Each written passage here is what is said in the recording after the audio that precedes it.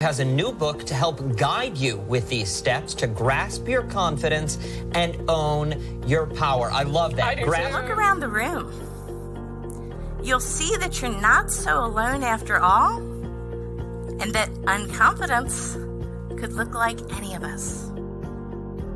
Maybe your whole life you have been told that the best wins, but I'm telling you right now that the best known will win.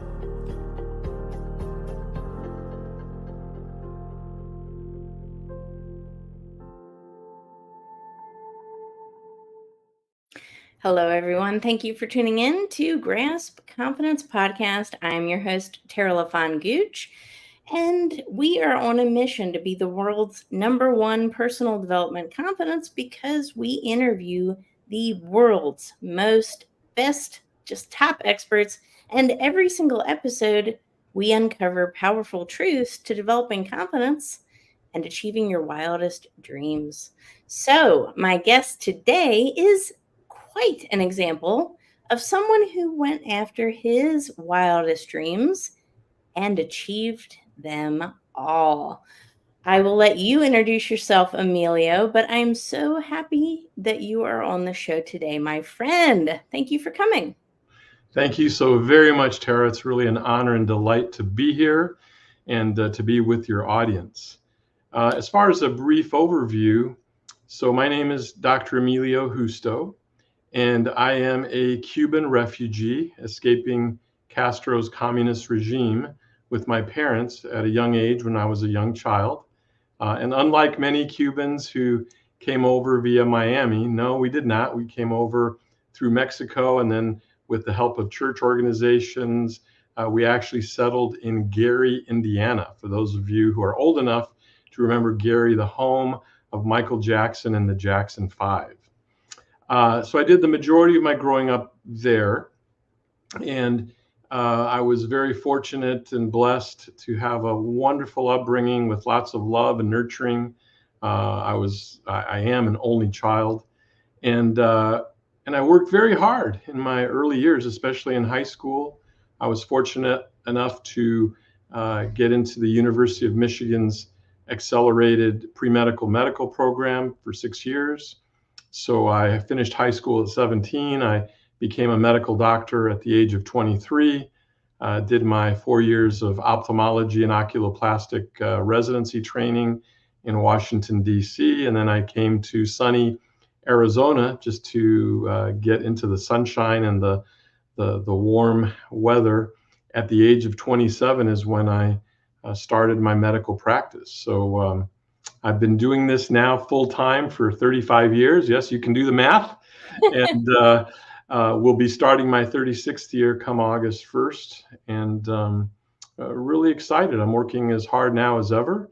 And as you know, Tara, I've branched out now that my life has matured. I've branched out into doing some new ventures. I've done a couple of TEDx talks, which we may or may not get into later, and they've done extraordinarily well. And actually, the first one I'll mention very briefly, that it was stimulated by the fact that being a Cuban refugee and immigrant, my life's mantra, and I wasn't conscious about it as a child, but as I got a little older, I started thinking about this. And it was really always self-discipline, because I didn't have to have external discipline. My parents didn't hound me or didn't get a belt out. It was all came from within. So self-discipline, number one. Number two was resilience and perseverance in my life. And number three was delayed gratification. And that's what I refer to as my Cuban triad. And that's why I reached out to do my first TEDx talk, which was on delayed gratification, your superpower to success. And so I really, feel very strongly about that. My second TEDx talk, which was just a few months ago, was on unleashing the drive within, the obsession advantage to unprecedented success. So it's a talk that changes the paradigm on the concept of obsession being a positive one rather than a negative one. And then as I'm going through this journey and I saw how my first TEDx did so well, I decided to do another venture, which is try to write a book, which I'd never done before. I'd read many books, but never written one. And it was an exhaustive challenge, I must admit. But I felt like, really all this journey at this stage of my life, part of it is I wanted to get my word out to the world.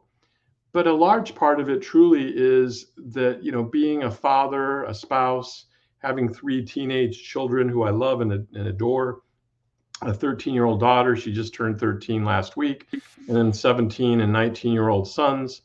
I wanted to leave a legacy behind of, what I stand for, what I believe in. And when I'm 6 foot under, they can watch my TEDx talks, they can read my book, they can even listen to my book because my book is also on Audible, and I narrated it myself, which I wanted to do. I had an incredible time doing that. I just loved narrating it, so that whether it be my children or future grandchildren or other generations, they'll always be able to hear my voice, and I can share with them my heartfelt feelings of what it's been like growing up and the things that I feel I've been blessed to have the success that I've had. That was a long answer to your question. Sorry about that. I love it. Well, it's such a heroic journey. You're coming to this country unknowing of what to expect. You probably came with very little in your pocket. So in a lot of ways, we faced a lot of adversity in our lives. Some people might even say, is it even possible? But what you hit on was this resiliency, this ability to be successful, kind of, despite all odds. And it seems like you really formed a blueprint for success based on delayed gratification and these things. And I would like to hear a little bit more about that, because there's a lot of people listening to the show right now, Emilio, that they say, good for him. I'm glad he accomplished that. Is it even possible for me? What do you have to say to people like that? Great question. And I feel firmly, and this is what I talk about so often in my writings, is that lack of privilege is not an obstacle to success. I feel that from the bottom of my heart. And you mentioned the blueprint. I think you said those words. And it's interesting, the subtitle to my book, which is The Power of Pause, Mastering Delayed Gratification for Success, the subtitle is A Blueprint for Resilience and Enduring Fulfillment. And so just to take you back quickly, so when Castro took over Cuba, and keep in mind, I was a young child, really the hero or heroes in this story are my parents. I can't even imagine what they went through, with a family and being adults and losing everything, losing their home, my father's business. When Castro took over, one of the first things that he did was he mandated that everyone go to their local bank and turn in their money, their currency, for a new currency that he had started, which was essentially worthless.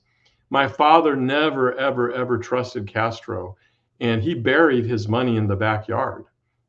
And it was that money that still had value that soon thereafter he befriended a Canadian diplomat and was able to use that money on the black market to allow us to get out through Mexico. We were in Mexico for 6 months. And as you correctly pointed out, when we fled Cuba, we left with nothing but the clothes on our back. I mean, no material possessions.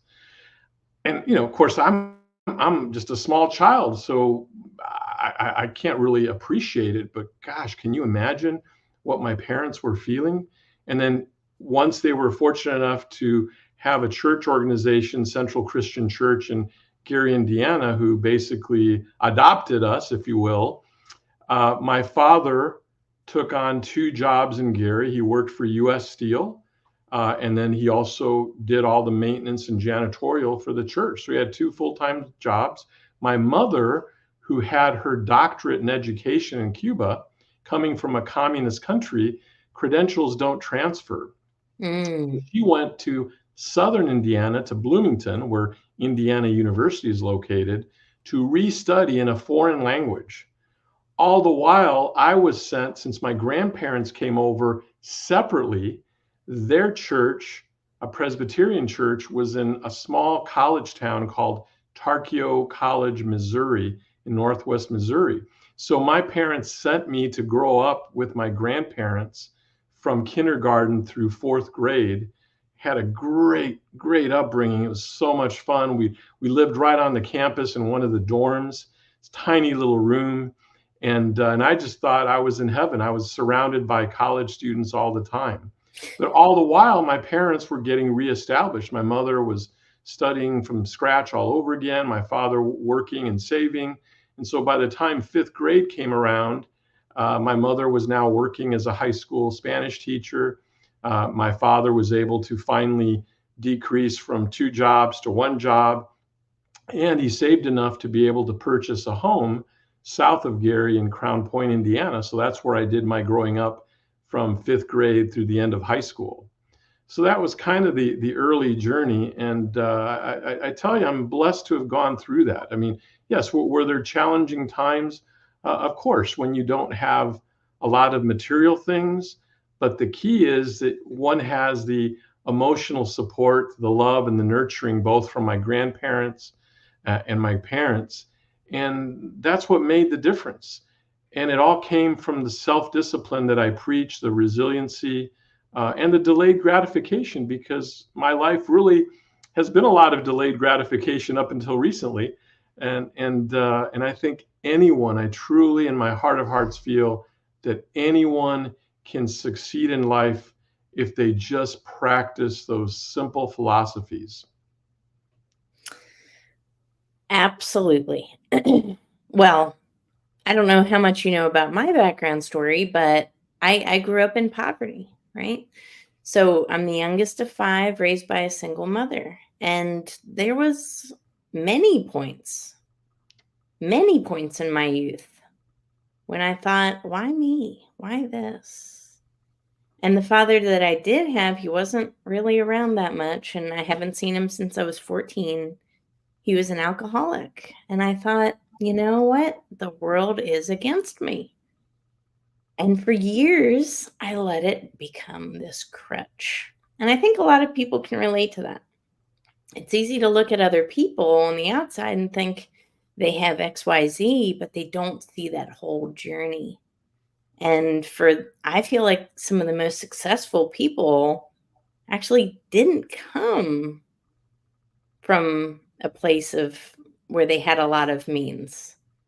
And it's those lessons that they learned along the way and how to shape those deficiencies, if you will, into actual avenues of opportunity. Because I think when you're hitting on this point of delayed gratification, in this day and age, we want it right now, don't we? We want everything right now because that's what Instagram and places like that have told us. Oh, you want a Lamborghini?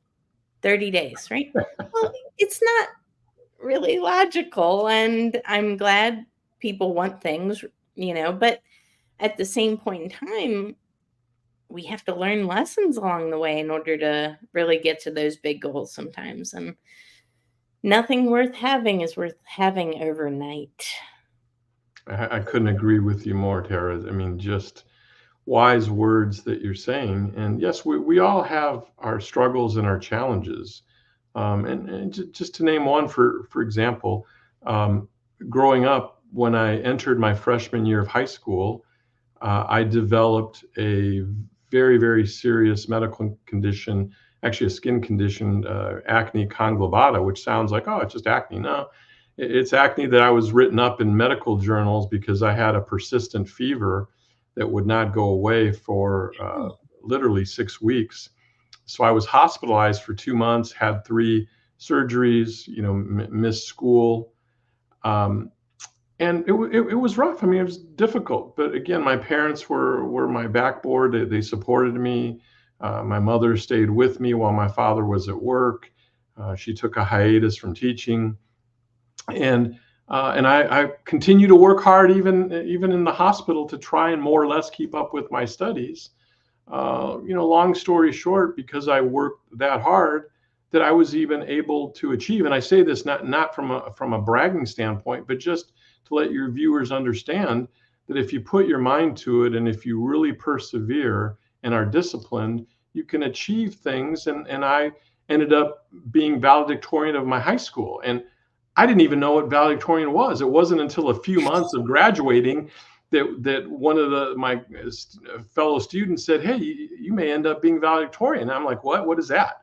I didn't even know what it was, as silly as that sounds. So it just goes to show that we all have struggles. We all have failures. Even in my professional career as an adult, I mean, I'm happy. Even in my book, I share some of the most embarrassing failures that I've had, where I've broken my own rule of delayed gratification. Instead, I tried to reach for instant gratification and failed miserably, almost leading me to bankruptcy.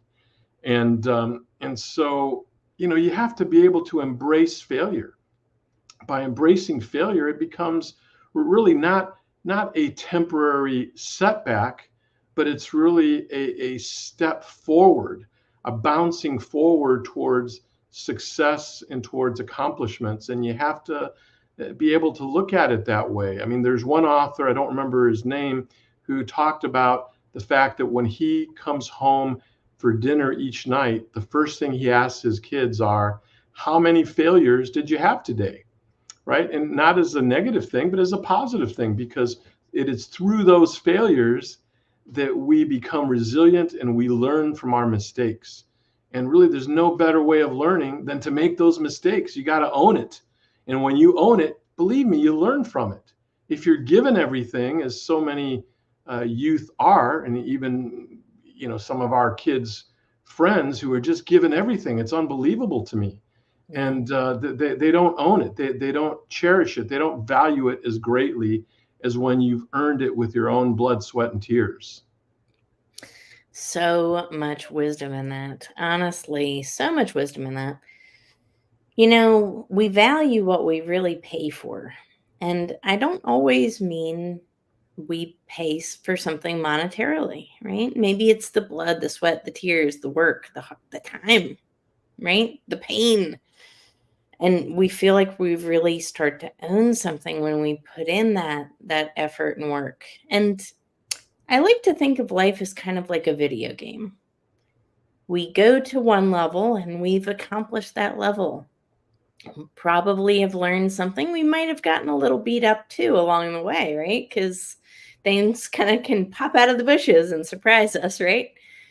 But then we get to that next level and we realize how much more prepared we are than when we started. And we have probably gotten a little more refined in that process and maybe smarter, right? And then you go to that next level and there's a new challenge that's presented. Success is definitely not linear. I can attest to that as well. We tend to think of success as here I start, here's where I go. But in reality, it looks more like, you'll appreciate this, a heart rate monitor. Right. Yes. Right? No, that's very true. Very true. I couldn't agree with you more. That's a great analogy. Yeah. Absolutely. Kind of feels like that sometimes.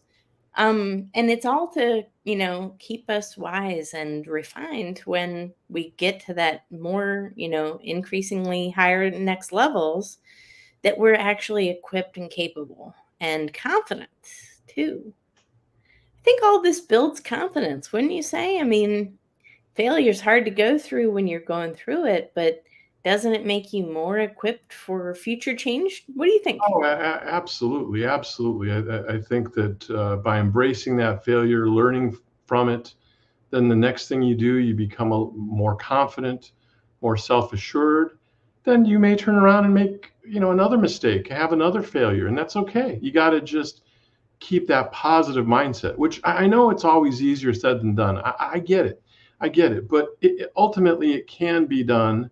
And as human beings, let's face it, we all have our days when uh, things don't look as rosy as we would like, and it's easy to get down on ourselves or down on life in general. But we just have to power through it and continue to move up in our life, really till the day we die, in my opinion. I mean, I see so many of my own patients who, become older and they retire, and all they do is play golf every day. And I'm not saying that's bad, but I think that regardless of your age, there's so much to learn, so much to do, so much to accomplish. Educating yourself, reading, listening to audiobooks, uh, doing new ventures like what I'm doing, right? I don't have to be doing this.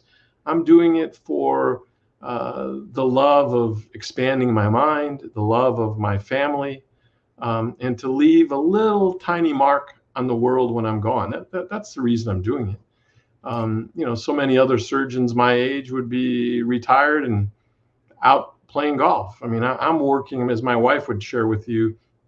She can't believe how hard I work every day, every weekend. I mean, I don't waste a moment of time. I'm working harder today than practically I have my entire life. And I'm enjoying it. That's the wonderful thing, that I'm enjoying what I'm doing because it serves a greater purpose in my mind. We're supposed to work. We're supposed to be contributing. We're supposed to be learning. And I think that's a beautiful thing. I know there's a lot of um, information about out there, work less, work less, work less. But honestly, if you're a purpose-driven person, and I am too, I don't ever see myself stopping. And I know my husband will, I'm sure when we're in that certain age of life, I'm sure he'll say, "When are we going to be done?" But he knows me better at this point. I will be starting something forever because I truly have this purpose and I have to keep expressing this creative capacity, right? And helping other people do the same thing. I think that's really important too. But we've touched on a lot today. We've talked about that, where you came from and where you are today. But was there a point in your childhood or at some point when you said, "No, I don't want this anymore. I don't want this as my reality anymore. I want to go for all of the success. I want to have all of these accolades. I want to do all of these things." What was that catalyst point for you where you decided to make that change and say, "I don't want this life anymore. I want this as my North Star"? Yeah, I think it's a great question, Tara. And there's two parts of my life that come to mind. One is that in my 35-year practice career, about midway through, or maybe slightly less than midway, again, I made some serious mistakes in my practice business, and I let certain, let's call it managerial people, kind of run the show, and I was very, very hands off, only to come to find out that basically bills had not been paid. I mean, things were just going south, and I didn't even realize it because I took my eye off the ball. I was going to work, and I was doing my clinical duties and surgeries and things like that. But from a business perspective, I was just completely hands off. And it was at that moment when I had to actually terminate this administrator managerial person that I became really obsessed. And again, my second TEDx talk on obsession, I became obsessed with really moving forward in a different manner, where my eye was on the ball at all times. And it's really the second half of my career that just took off because I became integrally involved in every aspect of the practice. I wasn't just showing up, seeing patients, and going home like I was before.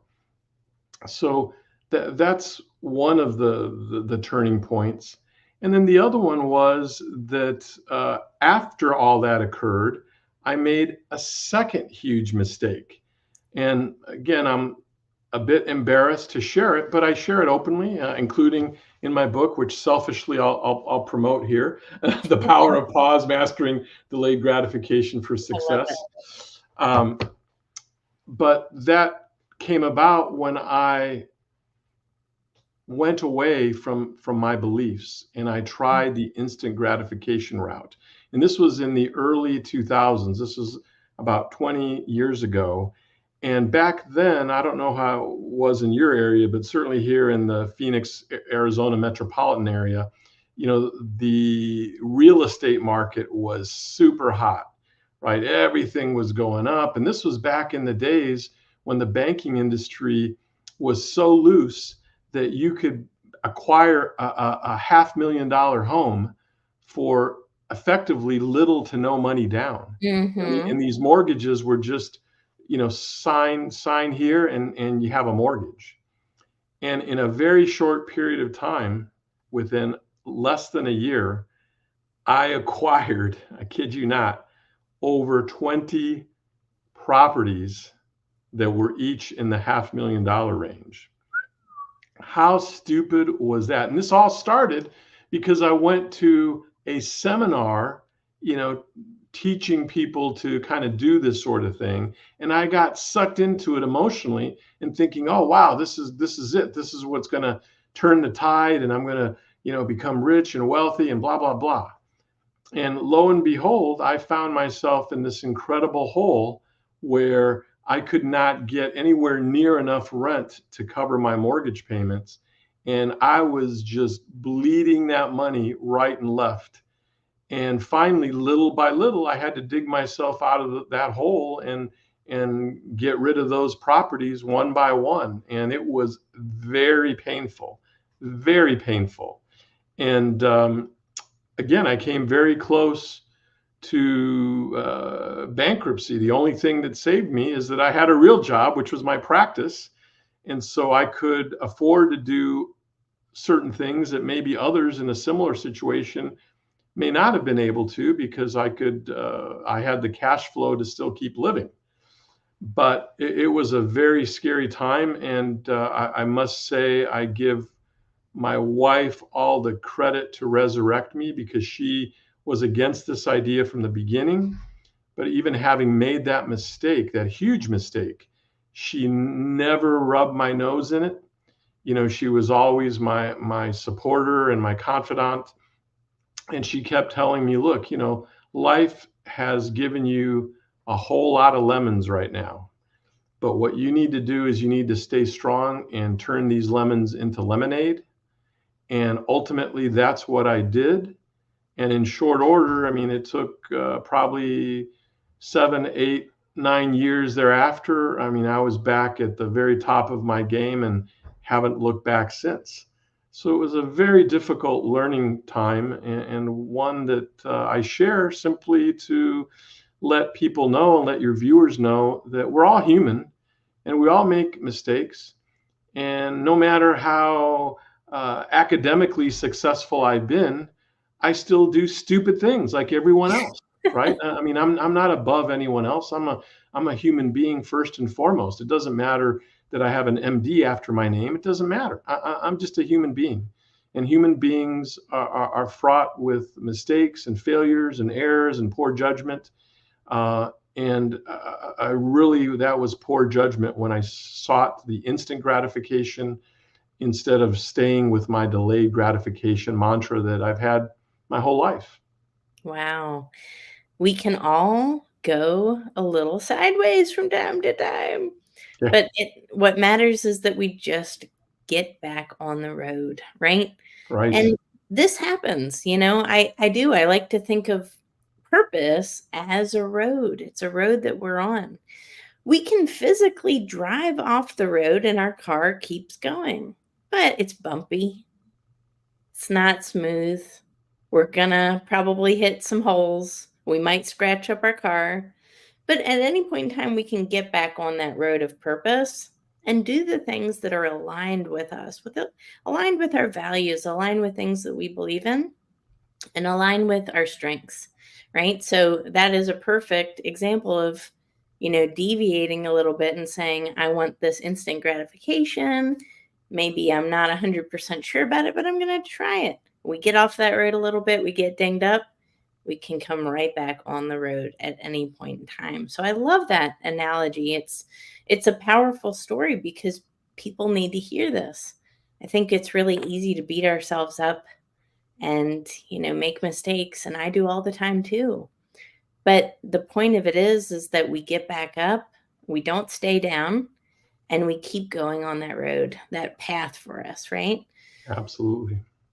But you have had this just incredible success as of late, especially with the 2 TEDx talks and your book. And I really want to congratulate you because, ladies and gentlemen, these aren't regular TEDx talks. So I'm just going to say that. The average TEDx talk gets a couple hundred views, guys. A lot of people don't understand that or realize that, but it's actually really true.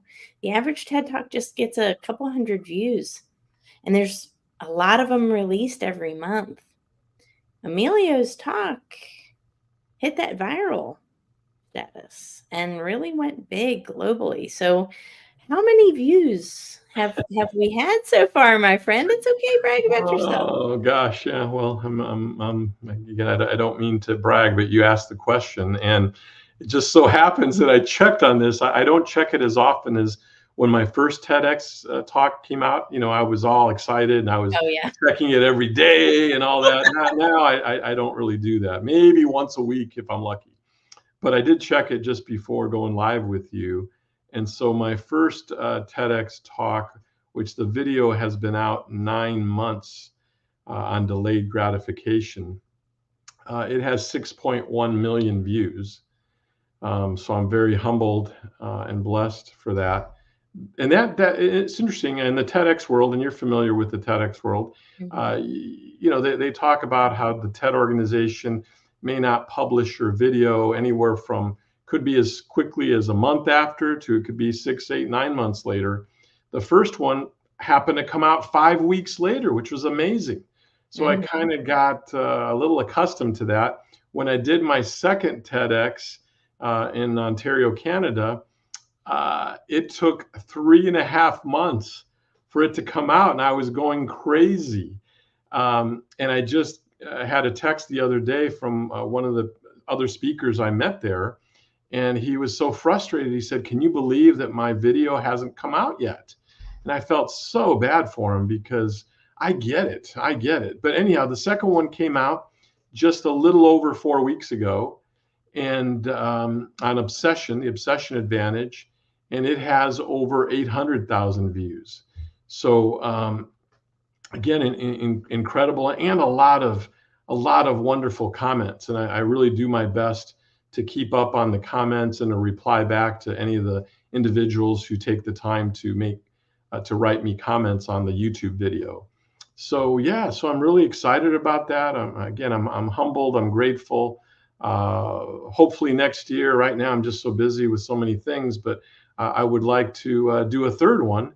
And but as you know, Tara, I mean, it's a process. It's a process. Going through the application process, getting your thoughts down, writing the talk, editing the talk, memorizing the talk, delivering the talk. It's such an involved process. One that gives us energy and is fun, but it's very time intensive. And you have a great one yourself, so I'm preaching to the choir here, but yeah, but thank you for mentioning that. I appreciate that. If any of your viewers would like to go and add another view and a like and a share and maybe a comment, I would greatly appreciate it. Absolutely. And I just want to point out, just, for everybody's benefit, when someone does a TEDx talk or a TED talk, it really means a lot to that speaker to like and leave a comment. And one of the reasons is because that the comments, we can hold on to that, right? The comments don't go away, and we can look back at those comments and get re-enthused and say we're really making a difference out there in the world. So one of the best, most kindest things that we can do if we really enjoy a talk is to leave a comment and like it, and also share it with our friends, with our networks, with people that could benefit from the talk. Another great thing that we can do to support people, just like Emilio and I, is to do the same for our books, right? So if you read one of our books, leave a review. It actually makes the world of difference. And it's one of those things, I hold on to all of those reviews so dear and close to my heart. They mean so much to me.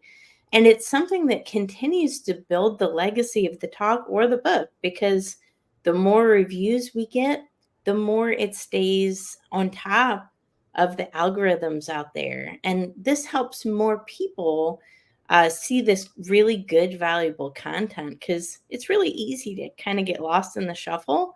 So the comments really help, and those continual comments help it again stay in that algorithm to where more people can still see it. And that's really important. But I absolutely loved our conversation. Thank you so much for taking the time out of your busy schedule to come here today and to impart some words of wisdom to the audience. Thank you And so very much, Tara. I yeah, mean, it's yeah, really been a delight to participate in this, to get to know you better, to get to know yeah, your audience, and I'm very humbled and grateful for the opportunity. Thank you. absolutely. And I would really like to pick your brain on one thing before we Uh-huh. leave. Absolutely. Since this is a personal development podcast and people are really wanting to learn how to become the best versions of themselves and most confident versions of themselves and go after these big dreams like you're talking about, stepping on the TED stage and writing books and sharing our stories. How does someone gain the confidence to do that? Maybe even it's taking that first big step. Do you have any words of wisdom? Well, I don't know if the words are that wise, but I think truly you just got to put yourself out there and not be afraid, and certainly not fear any sort of criticism or negativity. Um, I think it's important to kind of strategically plan out your goals. Maybe consider writing them down. I must admit, I've not been consistent about that throughout my life, but I think writing them down. I think also, the goals that one comes up with, whether they be written or in your mind, I think they need to be big goals. I mean, goals that are reachable, that are achievable, but I think it's common that sometimes people come up with goals that are a little too easy. I think having a bigger goal and then quantifying the steps along the way, when you have small wins, celebrate that small win. You don't have to wait till you achieve the big goal. Celebrate the small wins along the way. Also, I think that be a little judicious and careful about those around you. And here's what I mean: that, we all have friends, we all have family members, and generally speaking, our friends and family members truly, sincerely do want the best for us. I don't deny that. But sometimes their view of things is not the best, because sometimes they may actually be a roadblock. They may say, oh gosh, you're dreaming too big. Oh, are you crazy? I mean, that you'll never become that. You'll never achieve that. They put in these mental roadblocks that get in the way. And so I think sometimes maybe speaking less and sharing your goals less with your network and your circle actually is better, which may sound a little counterproductive and it may not be the mainstream thinking, but I've always been one to kind of hold my goals and my thoughts near and dear to myself and only share it with very, very select people. Like for example, my wife, who I would share anything with, or my parents, but don't be blabbing too much, because I think there's a certain negativity in the air that may not be obvious and may not be malicious, but certainly plays a role in slowing people down and derailing them from what they want to achieve. So, and I write about that in my book, because I think one has to be judicious in who we use, let's say, as a mentor, to make sure that that person truly, truly, truly has our best interest at heart and gives us sound advice. I love that. So true. So true. Well, that is such great advice. So, everybody, dream bigger and write it down. Get clarity on those goals, right? Absolutely. Because when we dream big, you know what? I would rather fail at a big goal, That's right. right? Right. Than not try at all. And my number one advice that I tell myself anytime I fail, let me know if you like this, is that I only failed because I didn't ask for more. Great. I love that. What? I keep going after bigger things and bigger things. And who knows who will say yes. But I knew this, if I never ask, the answer is always going to be no. I love Absolutely. that. Very, very sage words of advice there. I love it. Yes, absolutely. Write this down, everybody. Watch this episode twice. But thank you so much for coming on the show today. I know I learned a lot. I'm sure everybody listening to this learned a lot as well. And for everybody's benefit, where is the best place besides YouTube to watch your TED Talks? Where is the best place to get a hold of you, my friend? Well, if they go to my personal website, I have a personal website separate from my practice website. And my personal website is dremiliojusto.com, and that's spelled DREMILIOJUSTO.com. And through that website, there are links to not only the TEDx talks, but links to a whole variety of videos and podcasts. If you go to the contact page there, you can email me directly, and I always, I get those all personally. I don't have anyone who filters through that. I will get it personally, and I will make sure and respond. And there's also a toll-free number at the top of the homepage, which again comes to me directly. So just using my website is the easiest way to learn about me and what I have to offer, and to contact me directly. Thank you, Tara. Wonderful. Well, thank you so much for tuning in today, everyone, and we will catch you on the next episode.